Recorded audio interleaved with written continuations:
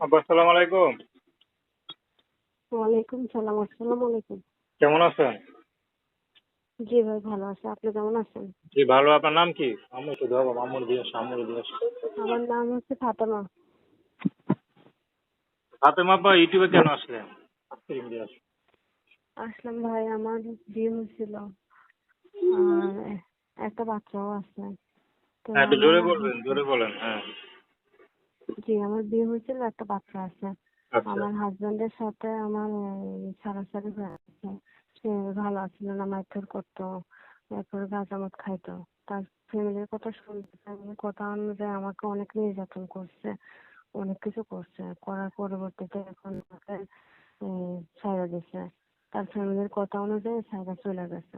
তো এখন ইউটিউবের মাঝে আসলাম। আমার মেয়েটা খুবই ছোট, আর তাকে নিয়ে আমি আমার মায়ের কাছে আসছি। মাও বয়স্ক এবং চলতে ফিরতে সমস্যা। আমাদের নিজেদের একটু জায়গা আছে, তবে থাকার মতো কোনো ব্যবস্থা নাই।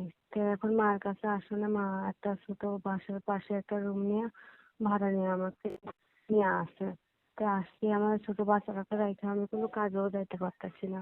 তো ভাবলাম যে ইউটিউবের মাঝে যদি কোনো মানুষের, দেশ বিদেশে অনেক ভাই বোন আছে, যদি একটু আমাকে একটু হেল্প সহযোগিতা করে আমি নিজে ঘরে বসে কোনো কাজ করতে পারি, তাহলে আমার জন্য অনেক উপকার হয়। আর যদি ওরকম কেউ, আমার মেয়ে আছে, যায় না, আমার অবস্থা যায় না, আমাকে বিবাহ করতে ভালো হয়, কোনো খারাপ লোক না হয়, তাহলে মনে করেন আমি বিবাহ করতে চাই।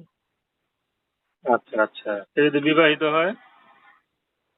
জি, আমি তো নিজেও বিবাহিত। বিবাহিত হলে কোনো সমস্যা নেই, তবে সে ভালো হতে হবে। আমার পড়ালেখাও আছে, 7 পর্যন্ত পড়ালেখা করছি। তবে আমি বর্তমানে খুব খারাপ অবস্থা। আমার স্বামীটা খুব খারাপ, আমাকে অনেক মারধর নির্যাতন করছে। আমি অনেক কষ্ট পেয়ে আইছি, দ্বিতীয়বার চাই না আর কষ্ট পেতে। আর আপনারা তো অনেক মানুষের উপকার করেন, একটু বলে দিন যে আমার যদি কেউ একটু পাশে দাঁড়ায়, একটু হেল্প সহযোগিতা করে, আমি নিজে কিছু করতে পারি, আমার জন্য উপকার। আর যদি সবকিছু জেনে আমার পাশে যারা বিবাহ করতে চাইতো, তো আরো ভালো হয় যদি সে ভালোবাসে। আচ্ছা, তো দর্শক আপনারা ফাতেমা আপুর কথা শুনলেন, প্রেম ভালোবাসা বিয়ে শাদী করা আপনাদের ব্যক্তিগত